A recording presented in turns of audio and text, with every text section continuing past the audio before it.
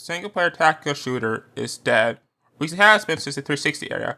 We're currently experiencing a big renaissance in the tactical shooter space. Yet despite this, there's a large absence of single-player focused tactical shooters. Look at the market currently, the biggest tactical shooters on the market are Rainbow Six Siege, Arma 3, Squad, Heavily Used, and Ghost Recon Breakpoint.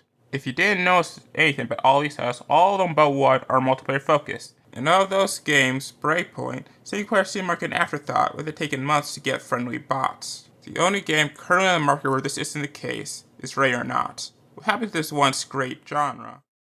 The year is 1984. Then insurance agent and naval history nerd Tom Clancy sent a book over to the Naval Institute Press to be published, The Hunt for Red October. This little book would go on to sell over 2 million copies and basically single-handedly start the techno thriller genre. Now this is a video about tactical shooter genre. Why mention Tom Clancy's first book? Because 14 years later, Clancy would write a book that forever changed the tactical shooter genre, Rainbow Six. Now prior to Rainbow Six, there were other tactical shooters like Airborne Ranger in 1987, a top-down shooter for the Commodore 64, where we would see a lot of elements that would become core to the genre. In the era of run-and-gun games like Commando and Contra, Airborne Ranger would set itself apart by requiring strategy and planning before jumping into each level. Ammo and equipment were limited, as well as time, so you really had to choose your battles carefully. Its sequel, Special Forces, would add genre mainstay by adding teammates for you to control and order around. The genre wouldn't hit the mainstream until Rainbow Six came out in August 21st of 1998. Rainbow Six was created by Red Star Entertainment, a studio co-founded by Tom Clancy himself. This little old game would define the genre, and many more games would follow its example for years to come. Far from the run-and-gun action hero-esque games of id Software's Doom or Wolfenstein, this game requires patience, thought, and blah blah blah, you get the picture. This game would popularize the genre, and we see others following in its suit. Now, up until this point, the genre had been largely PC focused. This until the genre's golden age in the 360 era.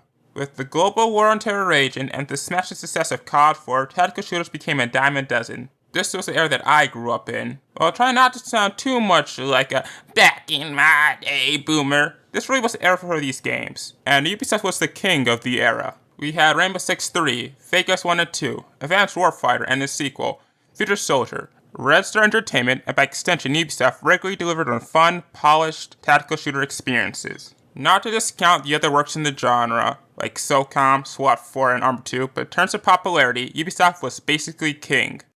What happened to tactical shooters? Gamers happened.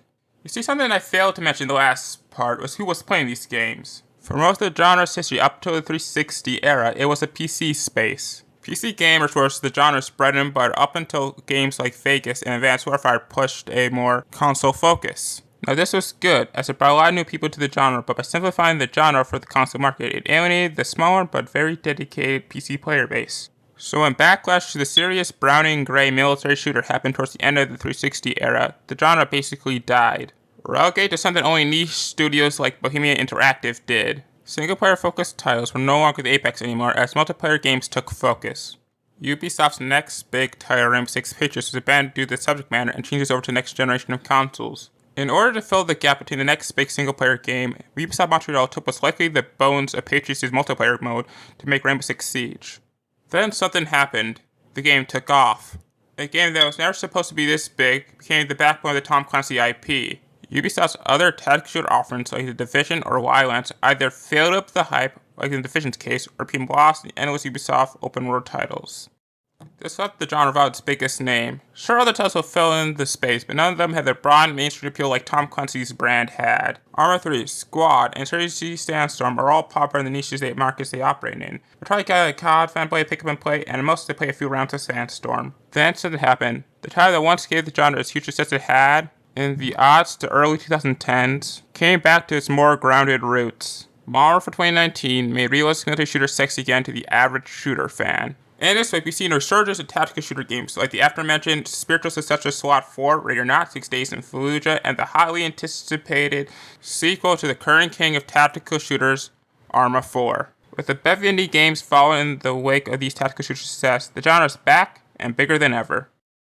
And yet, Ubisoft is strangely absent from the genre it helped nurture. Only two released in the past years, both being failures, that being Breakpoint and Extraction. Extraction dropped the shark both by failing to be what audiences expected when they hear a Rainbow Six title and not being very fun. Breakpoint failed due to the litany of bugs it has, as well as the failure to understand why people like the genre in the first place. They attempted to create a looter shooter like The Division or Destiny, but failed to understand that people don't want that in their Ghost Recon game. It took them months to fix what they disliked about the game, and despite its troubled launch, it seemed to have found an audience.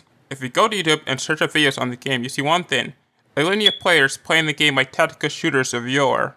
Slow, methodical gameplay, with their characters dressed up in realistic kits. A whole new generation of players playing the game like how original tactical shooters fans used to play them. And Ubisoft seems to have taken notice. After the cancellation of Ghost Recon Frontlines, Ubisoft seems to have gone back to the drawing board for their next title.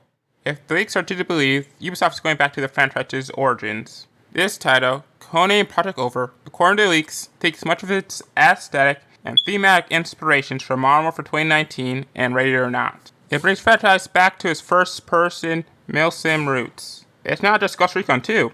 Rainbow Six Siege's new creative leap is moving the series back to its military themes and art style. New operators are sporting far more realistic kits, as well as killing off Harry to symbolically move the game away from the Stadium era. Even for X-Defiant, they abandoned the Tom Clancy label after seeing the backlash for using it. There's also an upcoming Splinter Cell remake. From all ways, it seems like Ubisoft is trying to rebuild the Tom Clancy brand to be the predominant tactical shooter brand in the space. The only question is, will they succeed? Yeah, it's a bit different than the style of content I normally make. This style is more inspired by the Couch Club channel co-founded by G's Game Experience. So if you're liking this content, make sure you check them out. The links will be in the description below. Also, while you're there, make sure to terminate the like button and subscribe. It really helps the channel a lot. But anyway guys, as always, I'm the Thriftwood, and peace.